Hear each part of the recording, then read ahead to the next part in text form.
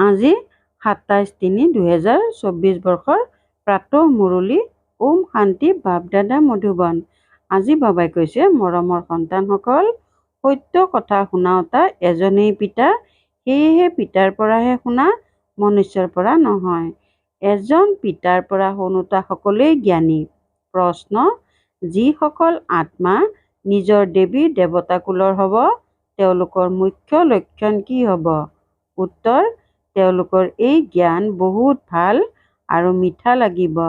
তেওঁলোকে মনুষ্য মত ত্যাগ কৰি ঈশ্বৰীয় মতত চলিবলৈ ধৰিব। বুদ্ধিত উদয় হ'ব যে শ্ৰীমতৰ দ্বাৰাহে আমি শ্ৰেষ্ঠ হ'মগৈ। এতিয়া এয়া পুৰুষোত্তম সংগম যুগ চলি আছে। আমিয়েই উত্তম পুৰুষ হ'ব লাগে। ওম শান্তি। মৰমৰ আত্মিক সন্তানসকল, আত্ম অভিমানী হোৱা। দেহৰ অভিমান ত্যাগ কৰি নিজক আত্মা বুলি বুজা। এইটো জানা যে পৰমাত্মা এজন। ব্ৰহ্মাক পৰমাত্মা বুলি কোৱা নহয়। ব্ৰহ্মাৰ 84 জন্মৰ কাহিনী তোমালোকে জানা। এইটো তেওঁৰ অন্তিম জন্ম। মই আহিবও তেওঁৰ শৰীৰতেই লাগে। যিয়ে 84 জন্ম লৈছে তেওঁকে শুনাওঁ। তোমালোকে 84 জন্মক নাজানা, মইহে তোমালোকক শুনাওঁ। প্ৰথমতে তোমালোক দেৱী দেৱতা আছিলা। এতিয়া পুনৰ এয়া হ'বলৈ পুৰুষাৰ্থ কৰিব লাগে। পুনৰ জন্ম পহিলা জন্মৰ পৰাই আৰম্ভ হয়। এতিয়া পিতাই কয়, মই তোমালোকক যি শুনাওঁ সেয়েহে শুদ্ধ। বাকী তোমালোকে যি শুনিছা সেয়া ভুল। মোক সত্য সত্য কওঁতা বুলি কয়। মই সত্য ধৰ্ম প্ৰতিষ্ঠা কৰিবলৈ আহোঁ। কোৱা হয় সঁচা ক'লে নাচি থাকে, অৰ্থাৎ সত্যত থাকিলে আনন্দত নাচে। এয়া হৈছে জ্ঞানৰ নৃত্য। তেওঁলোকে শ্ৰীকৃষ্ণক দেখুৱাই মুৰলী বজালে, ৰাস কৰিলে। তেওঁ হৈছে সত্যখণ্ডৰ মালিক। কিন্তু তেওঁক গঢ়ি তোলোতাজন কোন? সত্যখণ্ড স্থাপন কৰোতাজন কোন? সেয়া হৈছে সত্যখণ্ড, এয়া হৈছে মিছাখণ্ড। ভাৰত সত্যখণ্ড আছিল যেতিয়া এই লক্ষ্মীনাৰায়ণৰ ৰাজ্য আছিল। সেই সময়ত আৰু অন্য কোনো খণ্ড নাছিল। মনুষ্যই এয়া নাজানে যে স্বৰ্গ ক'ত। কাৰোবাৰ মৃত্যু হ'লে কয় স্বৰ্গবাসী হ'ল। পিতাই বুজায়, তোমালোক এতিয়া ওলোটাকৈ ওলমি আছা, মায়াৰ অধীন হৈ গৈছা। এতিয়া পিতা আহি তোমালোকক চিধা কৰে। তোমালোকে জানা যে ভক্তসকলক ভক্তিৰ ফল দিওঁতা হৈছে ভগৱান। এই সময়ত সকলো ভক্তিত আছে। যি শাস্ত্ৰ আদি আছে সেয়া সকলো ভক্তি মাৰ্গৰ। এই গীত গোৱা আদি সকলো ভক্তি মাৰ্গ। জ্ঞান মাৰ্গত ভজন নাথাকে। তোমালোকে জানা যে আমি বাণীৰ সিপাৰে যাব লাগে, উভতি যাব লাগে। পিতাই কয়, মৰমৰ সন্তানসকল, মুখেৰে হে ভগৱান বুলি কেতিয়াও নকবা। এয়াও ভক্তি মাৰ্গ। কলি যুগৰ অন্তলৈকে ভক্তি মাৰ্গ চলে। এতিয়া এইটো হৈছে পুৰুষোত্তম সংগম যুগ। যেতিয়া পিতা আহি জ্ঞানেৰে তোমালোকক উত্তম পুৰুষ কৰি তোলে, তোমালোক এক ঈশ্বৰীয় মতত চলা। যি ঈশ্বৰে কয় সেয়াই শুদ্ধ। বাবা মনুষ্য শৰীৰত আহি শুনাই, তোমালোক কিমান বুদ্ধিমান আছিলা, এতিয়া কিমান অবোধ হৈ গৈছা। তোমালোক স্বৰ্ণিম যুগত আছিলা, এতিয়া লৌহ যুগত আহি গলা। যিসকল ইয়াৰ ঈশ্বৰীয় কুলৰ হ'ব, তেওঁলোকৰ এই জ্ঞান বহুত ভাল লাগিব। যিসকল ইয়াৰ তেওঁলোকৰ মিঠা লাগিব। এই বাবাই, ব্ৰহ্মা বাবা নিজেও গীতা পঢ়িছিল। বাবাক পোৱাৰ পাছত সকলো এৰি দিলে। গুৰু বহুতৰ শৰণ ল'লে। পিতাই ক'লে, এয়া সকলোৰে ভক্তি মাৰ্গৰ গুৰু। জ্ঞান মাৰ্গৰ গুৰু মই এজনেই। জ্ঞান যেতিয়া মোৰ পৰা শুনিবা, তেতিয়া তেওঁক জ্ঞানী বুলি ক'ব পাৰে। বাকী সকলো হৈছে ভক্ত। শ্ৰীমতেই হৈছে শ্ৰেষ্ঠ। বাকী সকলো হৈছে মনুষ্য মত। এয়া হৈছে ঈশ্বৰীয় মত। এয়া হ'ল ৰাৱণৰ মত। এয়া হ'ল ভগৱানৰ মত। ভগৱানে কয়, তোমালোক কিমান মহান ভাগ্যশালী হোৱা, সেয়েহে তোমালোকৰ হীৰাতুল্য জন্ম হৈছে এতিয়া। আঙুঠিটোৰ মাজত হীৰা লগাই, মালাৰ ওপৰত ফুল থাকে, তাৰ পাছত মেৰু। নাম হ'ল আদম বিবি। তোমালোকে ক'বা মাম্মা বাবা। আদি দেৱ আৰু আদি দেৱী, এয়া হ'ল সংগমৰ। সংগম যুগ হৈছে সকলোতকৈ উত্তম, যেতিয়া এই ৰাজ্য স্থাপনা হৈ আছে। তোমালোক সন্তানসকল 16 কলা সম্পূৰ্ণ ইয়াত হ'ব লাগে। পুৰণি সৃষ্টিক নতুন কৰি তুলিবলৈ পিতা আহে। এই সৃষ্টিৰ সময়সীমা কিমান এয়াও তোমালোক সন্তানসকলৰ বাহিৰে আন কোনেও নাজানে। লাখ লাখ বছৰ বুলি কৈ দিয়ে। এয়া সকলো মিছা কথা, মিছা মায়া, মিছা কায়া বুলি কোৱা হয়। সঁচা হয়েই নতুন সৃষ্টি। এয়া হৈছে মিছা খণ্ড। আকৌ মিছা খণ্ডক সঁচা খণ্ড কৰি তোলা, এয়া পিতাৰহে কাম। পিতাই কয়, ভক্তি মাৰ্গত যি পঢ়িছা এয়া সকলো পাহৰি যোৱা। এয়া হৈছে তোমালোকৰ বেহদৰ গোটেই পুৰণি সৃষ্টিৰ প্ৰতি বৈৰাগ্য। তেওঁলোকেতো কেৱল ঘৰ সংসাৰ ত্যাগ কৰি আকৌ এইখন জগততেই জংঘললৈ গুচি যায়। এয়াও ড্ৰামাত নিৰ্ধাৰিত হৈ আছে। কিয়? এনে প্ৰশ্ন উদয়েই নহয়। এইখনতো ৰচি থোৱা খেল। তোমালোক সন্তানসকলক পিতাই বুজাই, এনেকুৱা হয়।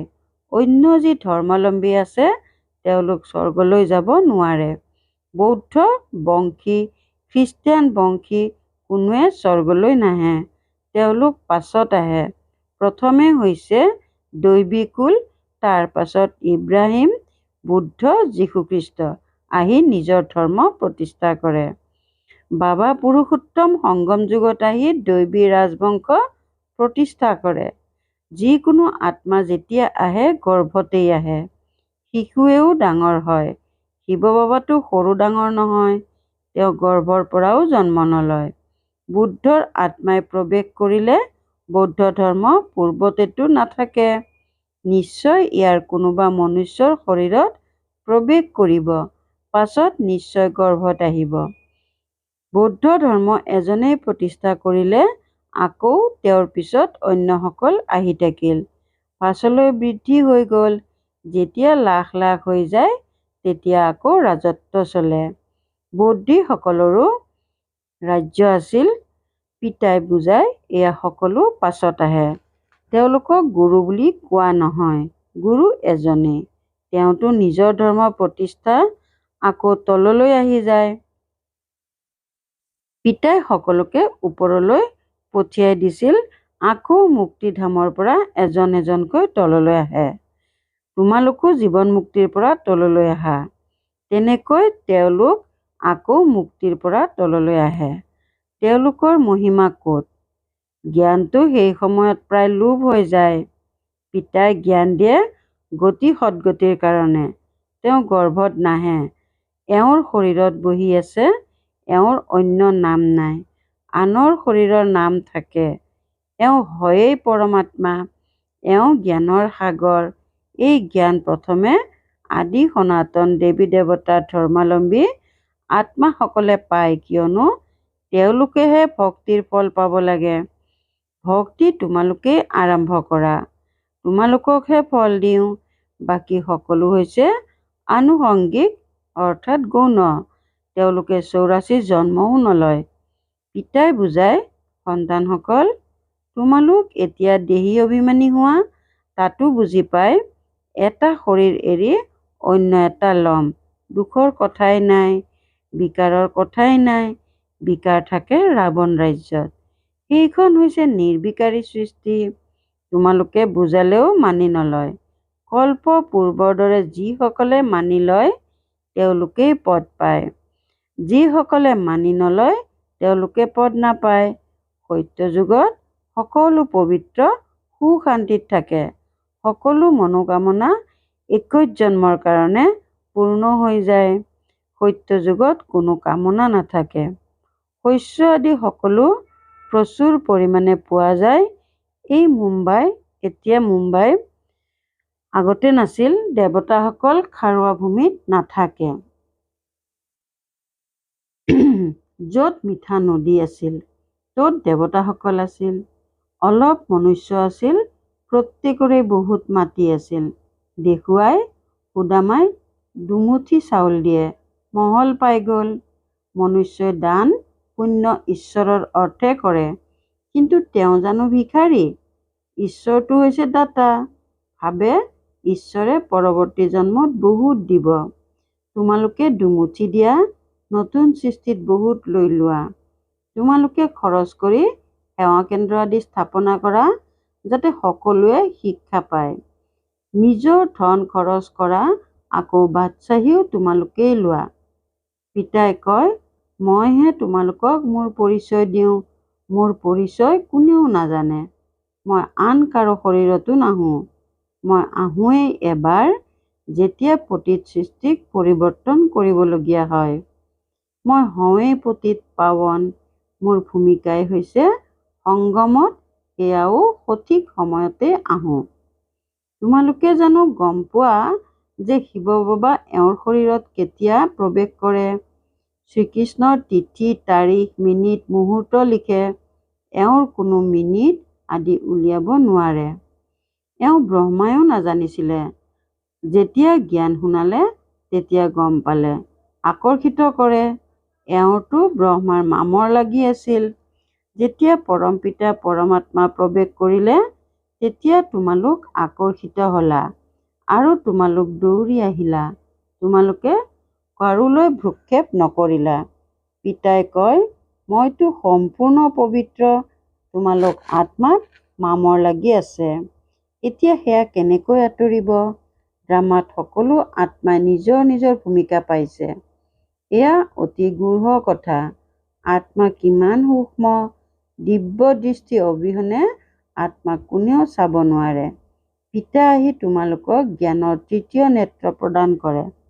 তোমালোকে জানা যে আমাক আত্মাসকলকহে পিতাই পঢ়ায়। ভক্তি মাৰ্গততো জ্ঞানৰ পৰিমাণ আটাত নিমখৰ সমান। যেনেকৈ ভগৱান উবাচ শব্দটি ঠিক, আকৌ শ্ৰীকৃষ্ণ বুলি ক'লে ভুল হৈ যায়। মনমনা ভৱ শব্দটি ঠিক, কিন্তু অৰ্থ বুজি নাপায়। মামেকম শব্দটি ঠিক, এয়া হৈছে গীতাৰ যুগ। মামেকম শব্দটি ঠিক, কিন্তু এয়া হৈছে গীতাৰ যুগ। ভগৱান এই সময়তহে এইখন ৰথত আহে। তেওঁলোকে ঘোঁৰা গাড়ী দেখুৱাইছে, তাত শ্ৰীকৃষ্ণ বহি আছে। এতিয়া ক'ত ভগৱানৰ এইখন ৰথ আৰু ক'ত ঘোঁৰা গাড়ী? একোৱে বুজি নাপায়। এয়া হৈছে বেহদৰ পিতাৰ ঘৰ। পিতাই সকলো আত্মাক অৰ্থাৎ সন্তানক 21 জন্মৰ কাৰণে স্বাস্থ্য, সম্পত্তি আৰু সুখ দিয়ে। এইখনো অনাদি অবিনাশী ৰচি থোৱা ড্ৰামা। কেতিয়া আৰম্ভ হ'ল ক'ব নোৱাৰে। চক্ৰ ঘূৰিয়েই থাকে। এই সংগমৰ বিষয়েতো কোনেও গম নাপায়। পিতাই কয়, এই ড্ৰামাখন 5000 বছৰৰ। আধাত সূৰ্যবংশীৰ চন্দ্ৰবংশী, আধাত অৰ্থাৎ 2500 বছৰত বাকী অন্য ধৰ্মবোৰ। তোমালোকে জানা সত্যযুগত হয়েই নিৰ্বিকাৰী সৃষ্টি। তোমালোকে এতিয়া যুগ বলেৰে বিশ্বৰ বাদশ্বাহী লোৱা। খ্ৰীষ্টান লোকসকলে নিজেই বুজি পায়, আমাক কোনোবাই প্ৰেৰিত কৰি আছে, যাৰ বাবে এই সকলোবোৰ তৈয়াৰ কৰি আছে। কয়, আমি এনেকুৱা বোমা তৈয়াৰ কৰোঁ, যিয়ে এখন সৃষ্টিনো কি এনেকুৱা 10খন সৃষ্টি বিনাশ কৰিব পাৰে। পিতাই কয়, মই স্বৰ্গ স্থাপনা কৰিবলৈ আহিছোঁ, বাকী বিনাশটো এওঁলোকে কৰিব। ভাল বাৰু। অতি মৰমৰ কল্পৰ পাছত পুনৰাই মিলিত হোৱা সন্তানসকলৰ প্ৰতি মাতা পিতা বাপ দাদাৰ স্নেহপূৰ্ণ স্মৰণ আৰু সুপ্ৰভাত। আত্মিক পিতাৰ আত্মিক সন্তানসকলক নমস্কাৰ। ধাৰণাৰ বাবে মুখ্য সাৰ 1 নম্বৰ, বেহদৰ বৈৰাগী হৈ এতিয়ালৈকে যি ভক্তিত পঢ়িছা বা শুনিছা, সেয়া সকলো পাহৰিব লাগে। এজন পিতাৰ পৰা শুনি তেওঁৰ শ্ৰীমতেৰে নিজক শ্ৰেষ্ঠ কৰি তুলিব লাগে। 2 নম্বৰ, যেনেকৈ পিতা সম্পূৰ্ণ পবিত্ৰ, তেওঁৰ ওপৰত কোনো মামৰ নাই, তেনেকুৱা পবিত্ৰ হ'ব লাগে। ড্ৰামাত প্ৰত্যেক ভাৱৰে সঠিক ভূমিকা আছে, এইটো গূঢ় ৰহস্যও বুজি চলিব লাগে। বৰদান। পিতা আৰু বৰদাতা এইটো দৈত্য সম্বন্ধেৰে দৈত্য প্ৰাপ্তি কৰোঁতা সৰ্বদা শক্তিশালী আত্মা হোৱা।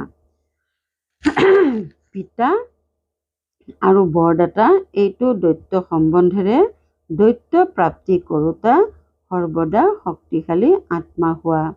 সৰ্বশক্তি পিতাৰ উত্তৰাধিকাৰ আৰু বৰদাতাৰ বৰদান। পিতা আৰু বৰদাতা এইটো দৈত্য সম্বন্ধেৰে প্ৰতিগৰাকী সন্তানৰ এইটো শ্ৰেষ্ঠ প্ৰাপ্তি জন্মতেই হয়।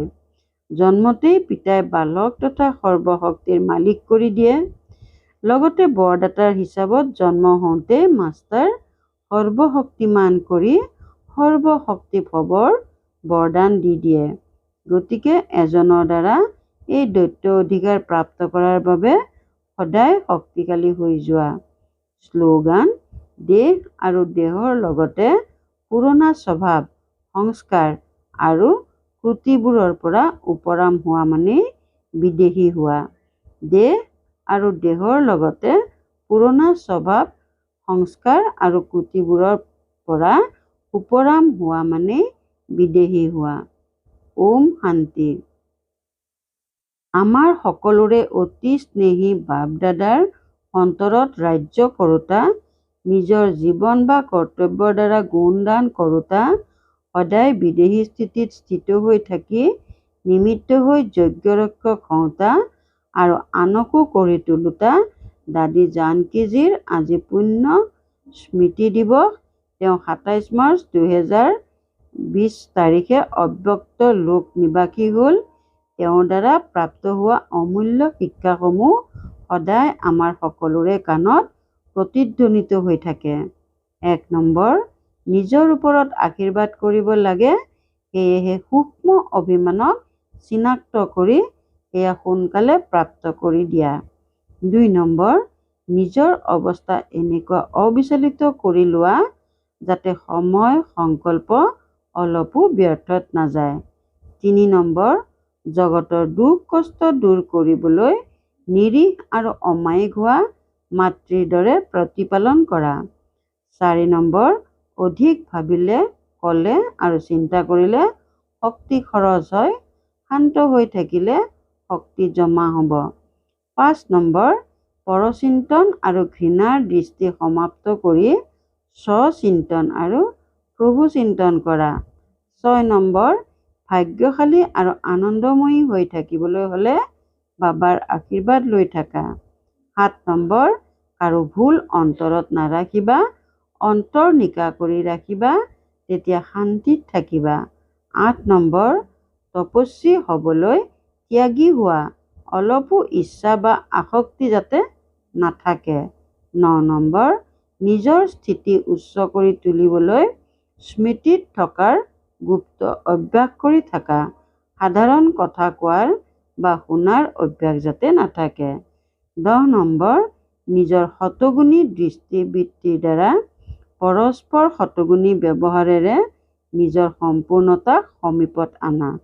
১১ নম্বৰ, অন্তৰ্মুখী হৈ যোৱা, তেতিয়া আঠোটাই শক্তি সখীৰ ৰূপত সংগী আৰু সহযোগী হৈ যাব। ওম শান্তি।